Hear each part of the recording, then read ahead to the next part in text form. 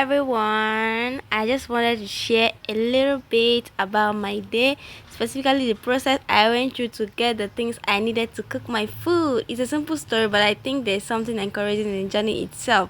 So I woke up today, I was craving homemade meal. I wanted to make yam porridge. So I went to the market. This is me where I was getting my meat that I was going to use to cook my food. And then after getting the meat, I headed towards getting pepper, tomatoes, ugu, pumpkin leaf. So that I was going to use to cook my food. So I asked them to cut the leaf because I needed them to cut it. So this is me when I was done. I headed straight up to my house with my nylon bag. I didn't really get much.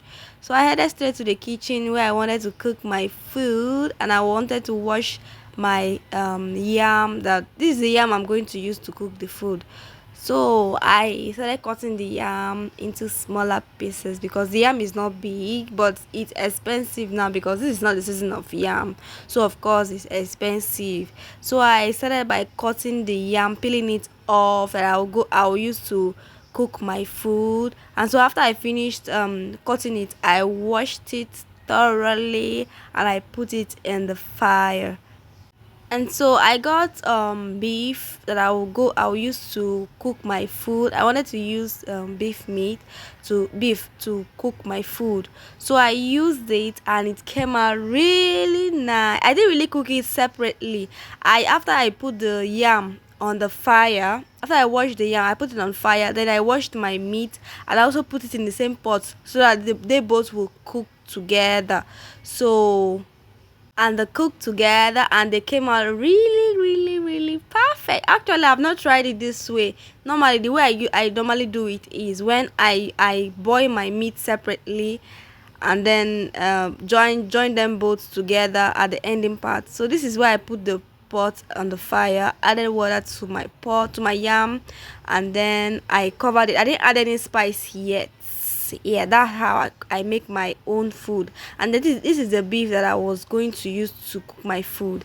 I started by washing it thoroughly and I was cutting it into smaller pieces because I don't want it to be big because it's yam porridge, right? So I wanted it to be in smaller pieces. So I added salt to wash my meat thoroughly in case of any germs.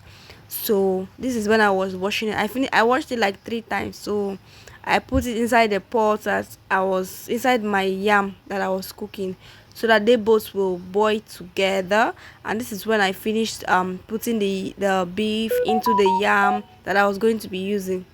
Oh, it was really a lot in the kitchen today because no one was there to video me, so I was using camera stand to video myself while I was doing it. So this is my pepper that I bought that I was going to be using. Actually, I didn't later buy tomatoes that I was going to use.